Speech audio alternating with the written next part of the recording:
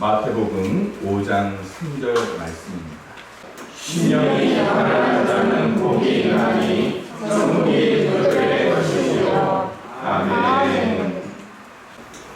장마철에 양파 수확을 하는 이야기를 잠깐 드렸더니 몇몇 분들이 저한테 반응을 해주시더라고요. 그때는 그랬지 이야기를 하시더라고요. 그러다 양파 수확을 한 후에 제 모습이 과연 어땠는가를 다시 한 번 더 떠올리게 됐습니다. 아마 어릴 적에, 그리고 여러분들이 양파 농사를 지어보신 분들도 있겠지만, 양파 수확을 하고 나면 몇 달 동안 학교 점심 도시락 반찬은 양파 볶음이었습니다. 그런데 양파 볶음을 저희 어머니가 도시락 반찬통에 싸주시면 이제 한 4시간, 5시간 반찬통에서 숨이 죽고 나면 이제 점심시간에 반찬통을 열어볼 때 깜짝깜짝 놀라죠. 왜 놀랍니까? 예. 이 건더기는 밑으로 깔아앉아 있고 위에 양파가 물이 얼마나 많이 생기고 기름이 얼마나 많이 생기는지 모릅니다. 아마 저하고 같은 경험을 해보신 분들도 있겠지만 저는 양파 반찬이 너무너무 싫었습니다. 왜 양파 반찬이 싫었느냐 하면 학교 가방을 메고 덜렁덜렁 학교까지 30분, 40분을 걸어서 갑니다.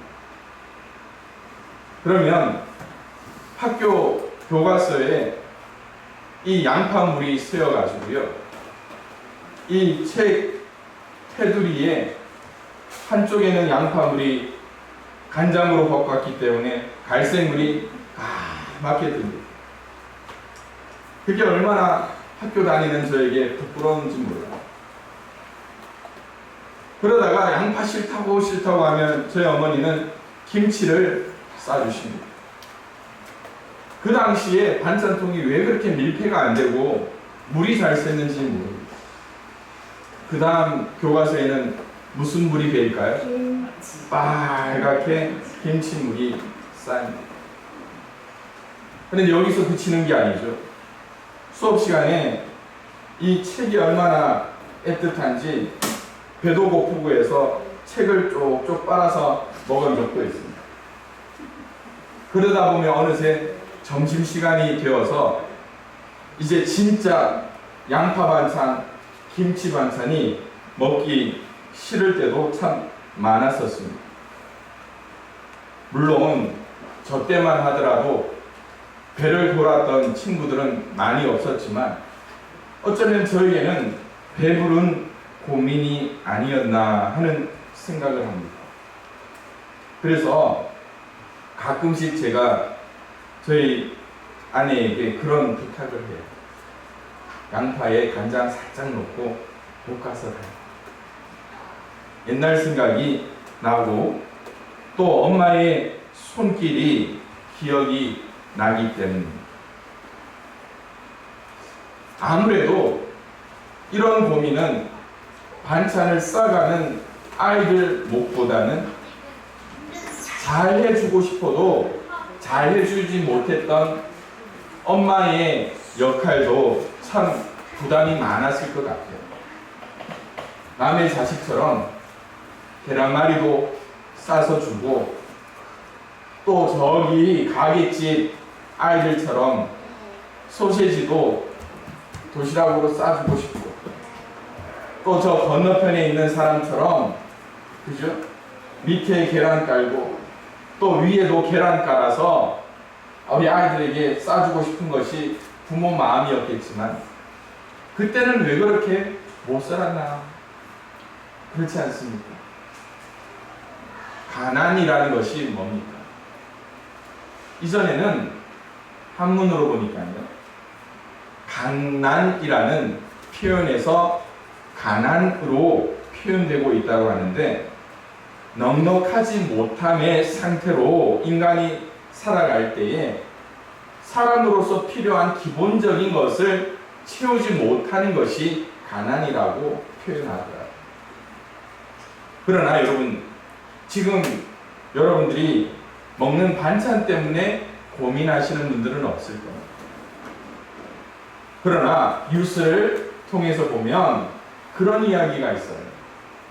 중산층, 그리고 아주 잘 사는 사람임에도 불구하고 우리나라에 제일 잘 사는 재벌, 그리고 부유한 사람과 비교함으로 말미암아 나는 가난하다라고 생각하는 사람이 우리나라에 적지 않게 분포해 있다라고 이야기합니다. 왜 그럴까요? 그 이유는요, 부의 기준이, 우리나라의 부의 기준이 너무나 다르다는 거예요. 인터넷을 찾아보니까 우리나라 중산층을 기준으로 부유함의 기준이 몇 가지가 나옵니다. 부채 없이 아파트 30평 이상을 소유하고 있는 사람. 아마 여기 계신 분들 아마 그렇게 잘 산다고 생각하는 사람이 없을 것 같아요. 월 급여를 500만 원 이상 버는 사람. 그리고 자동차 2000cc 이상 끌고 또 예금액이 1억 이상 가지고 있는 사람. 그리고 해외여행을 1년에 한 번 할 수 있는 사람이 잘 사는 것처럼 포장되어진 나라가 우리나라라는 거예요. 그러나 미국이라는 나라에는 공립학교에서 가르치는 부유함의 기준이 다르다라는 거예요. 저 아주 이걸 보고요, 굉장히 놀랐어요. 물질적이지가 않더라고요. 왜냐하면 미국이라는 나라는 자신의 주장이 떳떳한 사람, 그리고 사회적으로 약자들을 돌아볼 수 있는 사람, 그리고 부정과 불법에 저항할 수 있고, 때로는 내 손에 이 사회를 향해서 비평할 수 있고, 또 뭔가를 바로잡기 위해서 날마다 공부하는 사람이 부유한 사람이라는 거예요. 그래서 혼자 생각을 해봤습니다. 서울역 앞에 노숙자들이 참 많습니다. 그분들의 삶을 보면 진짜 폐인처럼 느껴집니다. 그러나 미국 사회에 노숙자들 참 많이 있거든요. 우리나라 그 노숙자보다 더 많은 노숙자들이 미국 사회에 존재합니다. 그런데 미국 사회에서는 노숙자들을 천대하지 않는 모습이 드러나요. 왜냐하면 노숙을 하면서도 자신들의 주장이 분명하고, 또 노숙을 하면서도 자기보다 약한 자들을 돌아보는 그런 사람들이 미국의 노숙자로 비춰지고 있기 때문에 그렇습니다. 부유하다 혹은 가난하다, 그 기준이 시대와 나라마다 다르게 나타나겠지만 결국 그것은 사람의 마음이 어떠한가가 중요하다라는 거죠.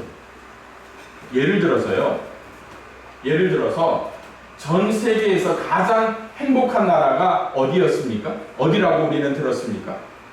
저기 히말라야 산자락에 부탄이라는 나라. 부탄이라는 나라. 세계에서 제일 못 사는 나라. 그래서 대부분이 승려로 전락하면서 가난한 승려가 되어서 여기저기 돌아다니면서 이 시주를 받는 그 나라가 가장 행복한 나라로 알려져 있었습니다. 그런데 2019년에 전 세계 사회학자들이 다시 모여서 부유함의 기준이 무엇인가, 그리고 행복의 기준이 무엇인가를 결정한 후에 전 세계의 나라별로 행복한 순위를 결정하게 되었다는 거예요. 그랬더니 전 세계 1위로 알고 있던 부탄이라는 나라의 행복 서열이 전 세계 몇 위로 나타났을까요? 1위에서 95위로 추락하게 됩니다. 무엇 때문일까요? 이 부탄이라는 나라의 사람들이 돈 맛을 알고 국민 총생산 GDP가 조금씩 더하여지면서 그들의 가치관이 덜 행복한 것처럼 여겨지고 있다라는 결론이 나왔다라는 거예요. 저는 여기서 결론을 내게 됩니다. 이게 말씀에 있는 그 결론일 수도 있겠지만 가난이 약이었다라는 거예요. 가난이 약이었다. 그래서 오늘 산상수훈 첫 번째, 심령이 가난한 자는 복이 있나니 천국이 그들의 것입니다 라고 말씀하는 것이 무엇일까요? 이것을 메시지 성경의 번역으로 보니까 벼랑 끝에 써있는 너희는 복이 있다. 너희가 작아질수록 하나님과 그분의 다스림이 커진다라는 거예요. 가난할수록, 내가 작아질수록, 내가 낮아질수록 내 속에 하나님께서 하시는 일들이 더 커지고, 나는 감추어지지만 하나님께서 나를 통하여 하시고자 하는 일들이 커진다라는 것이 오늘 말씀의 핵심이라는 거예요. 그렇다면 우리가 생각하는 심령이 가난한 자, 심령이 벼랑 끝에 서 있다, 그것이 어떤 의미일까요? 심령이 가난하다는 것은요, 자발적인 마음으로 가진 것을 포기하여 물질적으로 가난하게 된 사람을 의미합니다. 스스로 가난하여지게 된 것, 그래서 스스로 내면이 가난하여지게 된 것을 의미합니다. 그런데 이것이 예수님께서 처음부터 이 성경에서 말씀하신 내용이 아니더라고요. 성경 시편 1편 1절에서 3절의 말씀에서 이미 이 복이 있는 것이 어떤 것인가를 우리에게 보여주고 있습니다. 복 있는 사람은 악인들의 꾀를 따르지 않고, 죄인들의 길에 서지 않고, 오만한 자의 자리에 앉지 않고, 오직 여호와의 율법을 즐거워하여 그 율법을 주야로 묵상하는 것. 여기에 복이 있는 자의 자신의 것이 드러납니까? 드러나지 않습니다. 한 사람의 인격, 능력, 그가 하려는 것, 그것이 드러납니까? 아닙니다. 하나님 앞에 감춰지는 것이 바로 복이 있는 자의 삶이라는 거예요. 그래서 그는 시냇가에 심은 나무가 철을 따라 열매를 맺으며 그 잎사귀가 마르지 아니함 같으니 그가 하는 모든 일이 다 형통할 것이다. 축복이 되는 사람이 얼마나 아름다운 것인가를 우리에게 보여주고 있는, 인위적으로 하는 것이 아니에요. 성경에 보십시오. 바리새인들이 인위적으로 뭘 합니까? 스스로 낮아지려고 일주일에 2번씩 금식한다고 성경은 기록하잖아요. 그가 가진 것을 통하여서 11조를 정직하게 드린다라고 이야기하잖아요. 그런데 그들이 하나님 앞에, 그들이 예수님 앞에 칭찬받은 내용이 있습니까? 없습니까? 없습니다. 왜 그럴까요? 그들은 벼랑 끝에 서 있는 것이 아니라 그들은 항상 사람들 위에, 좀 더 나아가서 종교라는 이름을 가지고 종교 위에 군림하고 있었기 때문이라는 겁니다. 그래서 이 시편의 1편에서는요, 그들을 향하여 바람에 나는 겨와 같다라고 말씀하고 있습니다. 가난이 약이어야 되는데 그들이 가진 것이 너무 많다라는 것입니다. 그래서 예수님께서는 이렇게 말씀하는 거예요. 바리새인들과 사두개인들이 와 있을 때에 뭐라고 말합니까? 회개에 합당한 열매를 맺고 또 그 자리에서 돌이키라고 말씀하고 있습니다. 왜요? 이미 도끼가 나무 뿌리에 놓였으니 좋은 열매를 맺지 아니하는 나무마다 어떻게 해요? 찍혀 불에 던져질 것이라고 말씀하고 있기 때문입니다. 아, 네. 그렇다면 사랑하는 성도 여러분, 여러분들의 마음은 어느 쪽에 있는가를 한번 생각해 보십시오.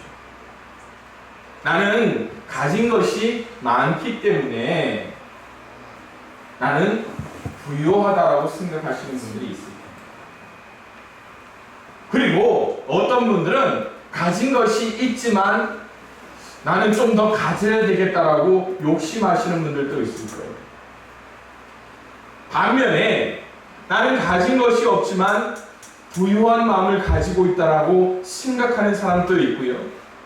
또 나는 가난하기 때문에 진짜 가난하다라고 여기는 분들도 있을 겁니다. 그러나 사랑하는 성도 여러분, 오늘 우리의 인생을 되돌아보면서 내 손에 가진 것, 그 여부를 통하여서 내 삶의 행복의 잣대로 삼지 않았으면 좋겠습니다. 왜냐하면 성경은 분명히 말씀합니다. 심령이 가난한 자가 복이 있다라는 거예요. 아니. 그래서 여러분의 가난할 때를 한번 생각해 보십시오. 어쩌면 서로 이해하는 마음이 가난할 때 더 커졌지 않습니까? 내가 가난할 때 남을 좀 더 깊이 생각했던 우리들의 모습입니다. 그런데 지금 우리의 모습을 보면 어떻습니까? 내가 좀 가졌을 때 사람들이 나에게 대해서 좀 언짢은 이야기를 합니다. 뭐라고 그때 생각합니까? 네가 나를 지금 무시하고 있는 거야 라고 생각하지 않습니다. 가난할 때는 남의 힘들어하는 사정을 먼저 이해할 수 있었는데 지금 나는 나아가서 남에게 대하여 깊이 생각하지 못하는 모습도 있습니다. 남에게 먼저 손을 내밀지도 못하고 있는 것 아닙니다. 예를 들어서요, 옛날에 가난할 때 타던 털털거리던 중고차를 한번 생각해 보십시오. 그때만 하더라도 길을 가던 사람 누구라도 어떻게 해요? 차를 세워서 어떻게 합니까? 타십시오. 그런데 잘 살게 되어서 고급 승용차 한 대를 사서 운전한다고 생각해 보십시오. 제일 먼저 뭐 합니까? 내 가족이 타라도 어떻게 해요? 잠깐 뭐 하고 타라고요?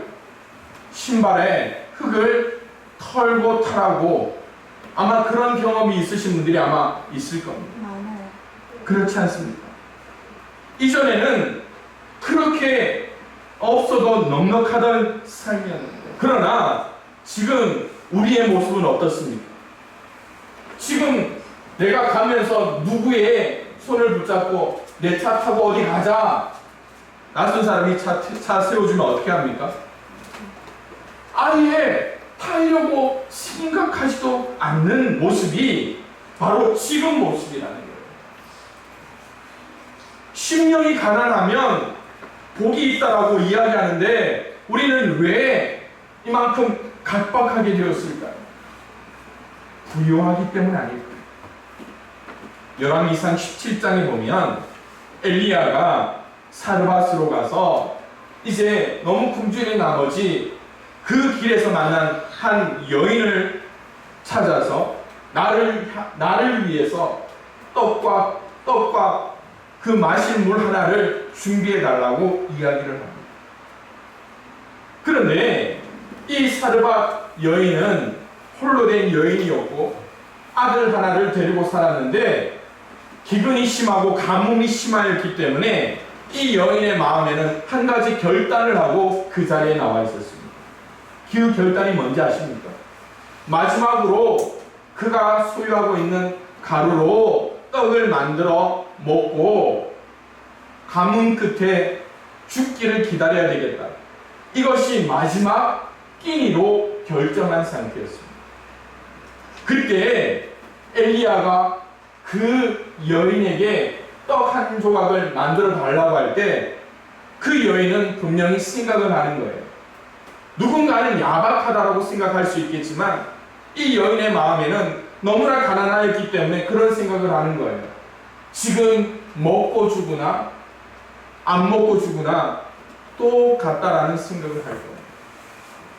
그 결과 그 여인은 엘리야의 말에 순종함으로 말미암아 하나님의 큰 위로와 축복을 경험하게 되는 거예요. 아멘. 반면에 사무엘상 25장에 보면 다윗이 사울을 피해 도망하던 때에 수많은 사람들이 다윗의 뒤를 따랐습니다. 한번 먹으려고 해도 많은 양의 양식이 필요하였기에 도망하는 것도 쉽지 않은 상태였습니다. 그때 다윗이 갈멜 지옥으로 들어가는데요. 이 다윗이 생각해낸 한 사람의 이웃이 있었습니다. 누구였느냐 하면 이 갈멜에 사는 부자 나발이라는 사람이 생각이 났습니다. 그래서 다윗이 나발에게 그런 부탁을 하는 거예요. 지금 내가 굶주리고 있고 나를 따르는 무리가 굶주리고 있으니까 먹을 것 좀 달라. 그러면 내가 너희의 모든 사업을 보호해주고 또 모든 것을 위해서 협조하겠다라고 다윗이 제안을 합니다. 그때 이 나발이 얼마나 부유하였는가 성경은 이렇게 기록하고 있어요. 그가 왕의 잔치와 같이 잔치를 그의 집에 배설하고 크게 취하여 마음이 기뻐함으로 라고 기록하고 있습니다. 왕의 잔치를 날마다 그의 집 안에서 펼치고 있을 만큼의 부자였다라는 거예요. 다윗의 청을 들을까요? 거절할까요? 사무엘상 25장에 이 나발이라는 부자는 다윗의 청을 듣지 않습니다. 무엇 때문일까요? 자기는 너무나 부유했기 때문에 다윗과 같이 벼랑 끝에 서지 않겠다라고 마음을 먹고 있다라는 겁니다. 그 결과 어떻게 됩니까? 하나님의 징계를 받아서 나발은 하나님이 그의 목숨을 취했다라고 성경은 기록하고 있습니다. 아멘. 가난이라는 것이 무엇일까?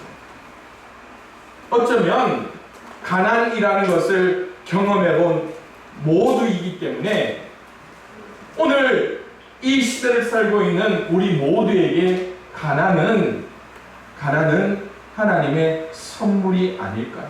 네. 그래서 그 선물을 성경은 이렇게 기록하고 있습니다.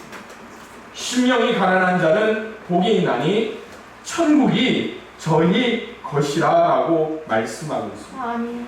심령이 가난한 자가 누리게 되는 축복이 천국을 소유한다는 겁니다. 아멘. 천국 시민이 되는 조건이 바로 그리스도에게로 나옴으로써 천국 시민이 되는 그 모습인데 오늘 그 모습의 사람과 같이 심령이 가난해야 된다.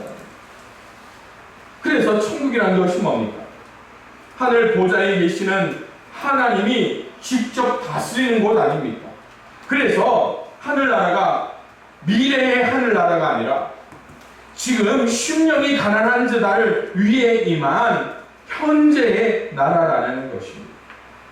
또한 이 세상의 나라가 아니라 이 시대에 살지만 이 세상과는 다른 고상한 가치의 하늘나라의 가치를 두고 오늘 우리가 살아야 될 그러한 나라라는 겁니다. 아멘.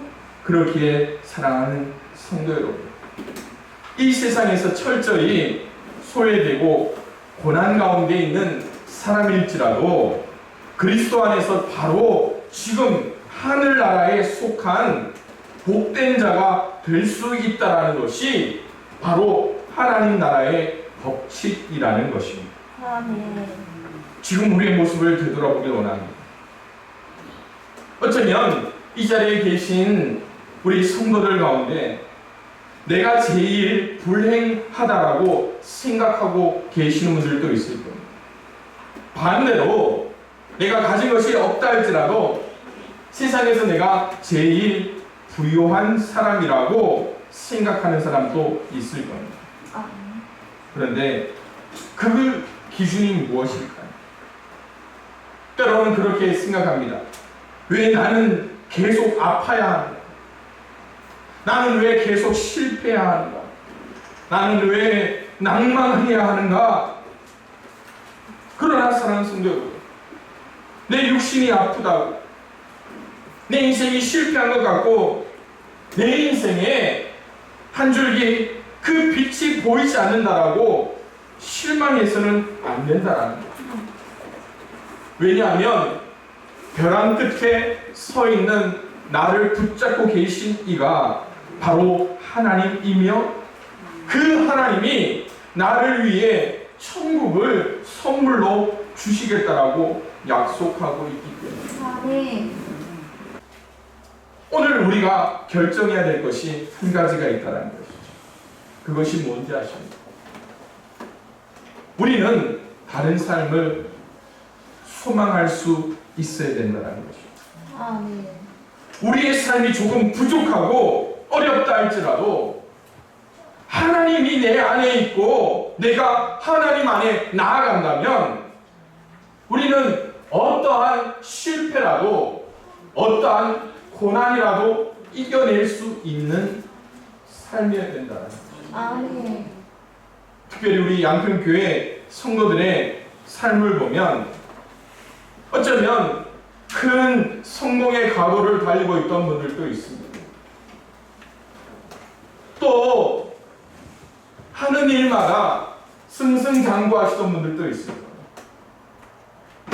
그러다가 어느 하루아침에 그 모든 것을 세상 말로 말아먹고 어쩌면 모든 것들을 포기하고 싶었던 분들도 이 자리에 있잖아요.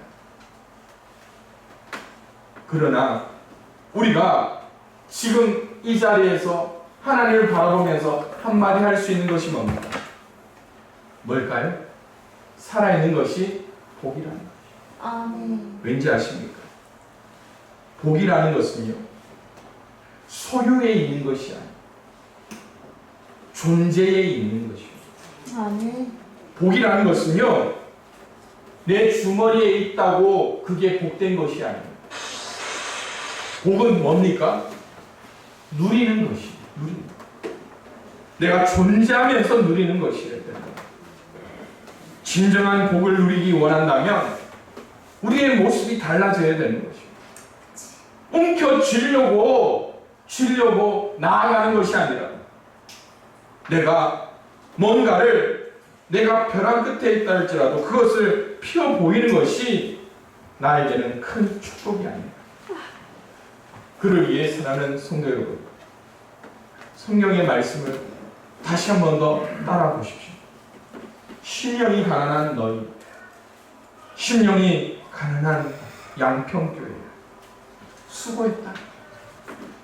그 수고에 내가 너희에게 복을 주노라. 아멘. 그 복이 무엇인가요? 너희에게 천국을 허락하라. 너희 가정에 하나님 나라를 주노라. 아멘. 그러기에 우리의 모습을 온전히 하나님 앞에 내어드리고 하나님의 십자가를 향해 나아가며 내 속에 그 가난을 발판 삼아서 하나님 앞에 나아갈 수 있는 저와 여러분들이 될 수 있기를 주님의 이름으로 축원을 드립니다. 아멘. 이 시간에 우리가 앞서 불렀던 찬양, 언제나 내 모습 너무나 부끄러워, 우리 시간에 그 찬양을 통하여서 나를 세우시며 나에게 세임 주시는 그 하나님을 바라보며 나아갈 수 있는 저와 여러분들이 될 수 있기를 주님의 이름으로 축원드립니다.